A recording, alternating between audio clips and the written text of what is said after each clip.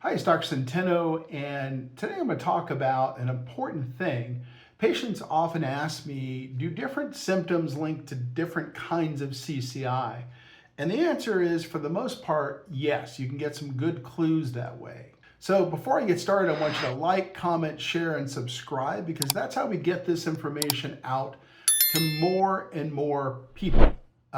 Because let's share it, right? So can you get a suggestion of the type of CCI you have by certain symptoms? And again, the answer in my experience is you can. And there are different kinds of CCI, right? We have 8 different types of CCI diagnoses that all link back to a specific type of treatment. Now, the top 3 specific symptoms that usually match different kinds of CCI: symptoms when I look up, symptoms when I look down, and in general, dizziness. Let's go through all 3. Now, symptoms when I look up. When this is happening, a lot of these patients, which are usually CCI type 1C, get this indication that maybe their skull is sliding.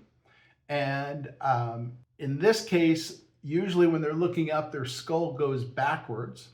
This is associated with what we call a high translational BAI measurement on upright flexion-extension MRI. And this kind of treatment usually needs a PICL focusing on those ligaments that hold the skull to the neck. Now, symptoms you look down, that's usually a CCI type 1A or 2A. Oftentimes, we'll see a high Grabb-Oakes or a high clivo-axial angle. High Grabb-Oakes is where we see the dens going backwards in that case into the brainstem. High CXA is when the head rotates too far forward. And those are, again, CCI types that need to be treated with a PICL procedure, because we have to get in and treat those internal ligaments. The transverse ligament, for example, the tectorial membrane as an example of high CXA. And then finally, dizziness. Dizziness, vertigo, imbalance is a symptom that's usually related to problems at C2-3.